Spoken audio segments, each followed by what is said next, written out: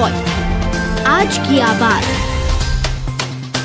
इंदौर के चंदननगर थाना क्षेत्र में पिछले दिनों एक युवक को इंजेक्शन लगाने वाले मामले का पुलिस ने खुलासा करते हुए बताया कि यह मामला प्रेम प्रसंग का था और फरियादी को झूठे केस में फंसाने के लिए आरोपियों द्वारा षड्यंत्र रचा गया था। फिलहाल पुलिस ने तीनों युवकों को गिरफ्तार कर पूछताछ शुरू कर दी है। दरअसल पिछले दिनों एक युवक द्वारा चंदननगर थाने में रिपोर्ट दर्ज करवाई गई थी कि फरियादी को उसके ही रिश्तेदार ने अपने दो साथियों को 10,000 देकर पहले तो ई रिक्शा में सवारी बनाकर बैठाया और फरियादी की ही रिक्शा में फरियादी को इंजेक्शन लगाने के लिए कहा था। जहां पूरे मामले को गंभीरता से लेते हुए पुलिस ने करीब 400 सीसीटीवी कैमरे की मदद से 3 युवकों ओम प्रकाश, जगन और विशाल को गिरफ्तार कर लिया। वहीं आरोपियों से पूछताछ में पुलिस ने पुलिस को बताया कि महिला से प्रेम के चलते षड्यंत्र पूर्वक एनडीपीएस या शराब ई रिक्शा में रखकर जेल भेज देने का प्लान बनाया था। बहरहाल आरोपियों द्वारा फरियादी को लगाया गया इंजेक्शन न होते हुए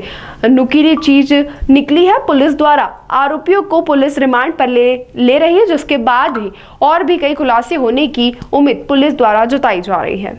ये 27 और 28 जुलाई के दरमियानी रात की बात है। सेवालय हॉस्पिटल से हमारे पास एक तहरीर आई कि एक व्यक्ति वहाँ एक कंप्लेंट लेके एडमिट हुआ है और उस तहरीर के अकॉर्डिंग उसने वहाँ जो हिस्ट्री दी डॉक्टर को, बताया कि 2 अज्ञात लोगों ने चंदन नगर इलाके में एक ब्रिज के ऊपर एक इंजेक्शन नुमा कोई वस्तु उसके शरीर में पीछे से चुभोई है। उसके बाद उसको कुछ एलर्जिक रिएक्शंस हुए, खुजली हुई तब, और उल्टी का भी उसने उसमें मेंशन किया था।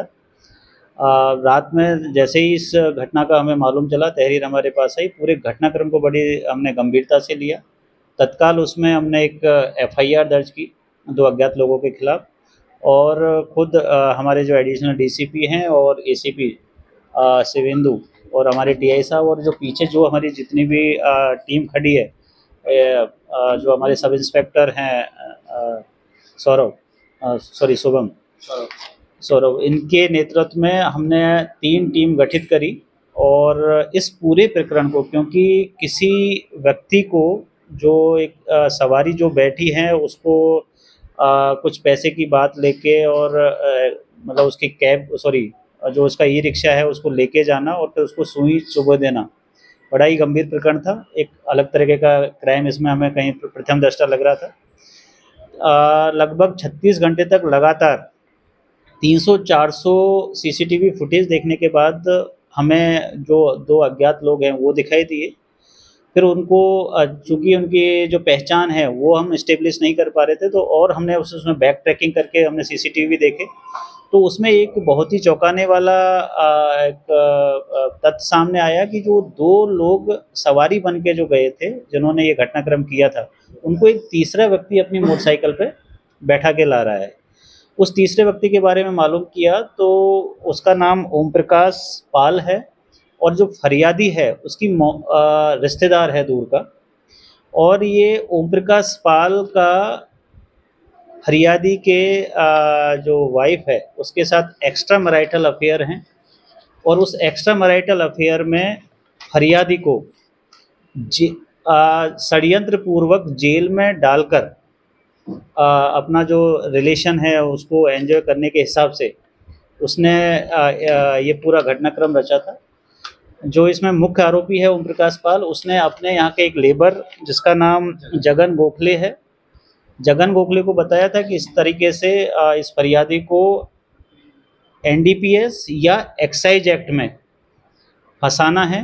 और तो फिर जगन ने अपने साथी विशाल शर्मा को साथ में लिया और जो इनके 10,000 रुपये इनको इस चीज़ के लिए दिए थे कि इसको या तो NDPS का कोई सब्सटेंस लेना है या 10,000 रुपये की दारू इसके ई रिक्शा में रख देनी है। और उसी प्लान के तहत राजवाड़ा से जाके इन्होंने जो फरियादी के ई रिक्शा को आइडेंटिफाई किया है उसमें बैठे हैं, उनसे बैठ के पहले कलारिया तक की उसने बात की है, और कलारिया के पहुंचने के बाद में बेटमा जाने की इनसे बातचीत हुई थी कि आप हमें बेटमा तक लेके चलो, कहीं से कोई पेमेंट लेना है और वापस आना है। तो 600-700 रुपये में इनकी बात हुई थी। बेटमा में जो आरोपी हैं उनका कहना है कि वहाँ से इनको गांजा खरीदना था, अगर गांजा नहीं मिलता तो ये किसी कलारी से शराब खरीदते और उसके ई रिक्शा में उसको रख देते और रखने के बाद में डायल 100 पे कॉल करते या थाने पे कॉल करते और इस तरीके से इसमें जो फरियादी है, पीड़ित है, उसको आरोपी बनवा दिया जाता षड्यंत्र पूर्वक। और जब इनको कलारिया पे जाके इसने बेटमा के लिए जब दोबारा इनसे बात हुई है कि आपको बेटमा तक चलना है, वहाँ जाके इनकी आपस में विवाद हुआ है। आरोपियों ने बताया कि हमें मतलब जो आम बोलचाल की भाषा में नशेड़ी इस टाइप की बात करते हैं कि माल खरीदना है कि वो बेटमा में मिलेगा। तो फिर जो फरियादी है उसको शक हुआ कि ये सही लोग नहीं है।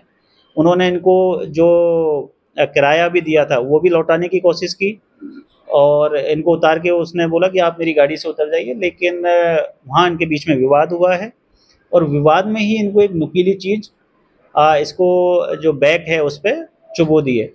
और वो नुकीली चीज़ अभी तक की हमारी इन्वेस्टिगेशन में इंजेक्शन नहीं पाया गया है।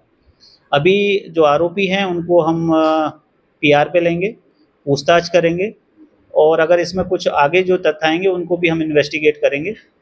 लेकिन अभी की पूरी इन्वेस्टिगेशन में लगातार पूछताछ एडिशनल डीसीपी साहब और एसीपी साहब के नेतृत्व में हो रही है। तो उससे यही बात समझ में आई कि एक्स्ट्रा मैरिटल अफेयर को लेके ओम प्रकाश ने पूरी घटनाक्रम को मतलब बनाया है। उसके जो साथी है ये जगन और विशाल, इन दोनों ने उसको एग्जीक्यूट किया है और उस एग्जीक्यूशन में ही ये उसको एक नुकीली चीज़ चुभोई है।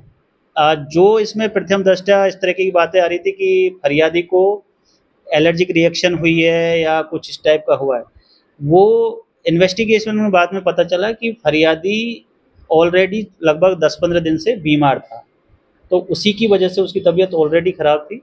तो संभवतः कुछ चीज़ें इसमें जो बढ़ा चढ़ा के भी कही गई हैं, लेकिन अभी भी हम किसी भी तरीके के एस्पेक्ट को दरकिनार नहीं कर रहे हैं। वो हमारे इन्वेस्टिगेशन का पार्ट है, लेकिन अभी तक की हम इन्वेस्टिगेशन में ये निकला है कि इंजेक्शन जैसा कोई मतलब इंजेक्शन नहीं लगाया गया है। जो चीज़ लगाई गई है वो कोई नुकीला पदार्थ था जो इन्होंने भी नहीं पता कि वो चीज़ अब कहाँ फेंकी है इन लोगों ने, कहाँ नहीं फेंकी। सर, क्या पकड़े गए आरोपियों के खिलाफ कोर्ट से केस दर्ज है? क्या इनमें से दोनों ही आरोपी एक तो नशे के आदी हैं और जो वो सॉल्यूशन होता है पंक्चर लगाने का उसका नशा करते हैं और एक गांजा भी लेता है।